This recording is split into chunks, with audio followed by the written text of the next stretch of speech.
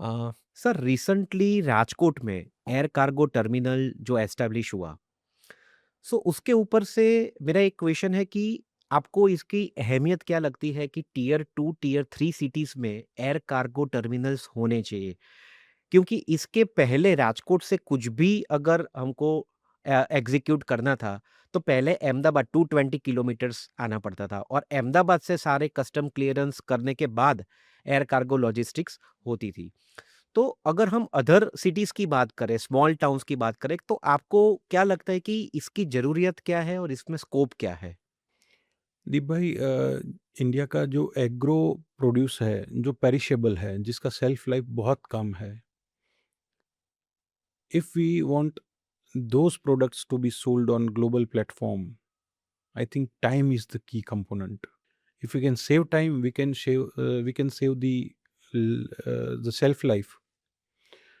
मैं आपको एक छोटा सा एग्जांपल बताता हूँ, लाइक सौराष्ट्र के किसी पार्ट में अगर हॉर्टिकल्चर के थ्रू फार्मर फ्लावर्स ग्रो कर रहे हैं, इसको अगर एक्सपोर्ट करना है तो आइदर इनको अहमदाबाद लाना है या तो फिर मुंबई के थ्रू एक्सपोर्ट होता है. In any case the logistics time was almost 2 days to 3 days.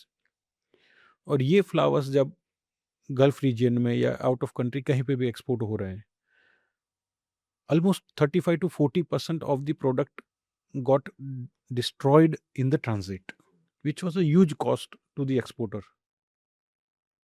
अभी जैसे आपने बताया कि राजकोट या other tier 2 cities like Nagpur, Indore, even Ludhiana और Coimbatore, these are the cities which have their specific potential of certain products.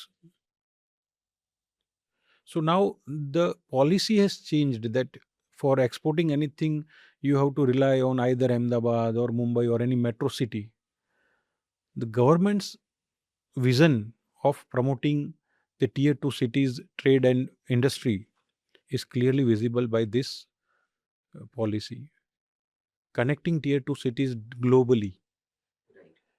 Now, a cargo from Saurashtra, a perishable cargo, maybe it can be fruits from Saurashtra or flowers or any other vegetables which are being exported to nearby countries. तो इसमें अभी less than 24 hours, एक दिन के अंदर वो cargo destination पे पहुंच जाएगा.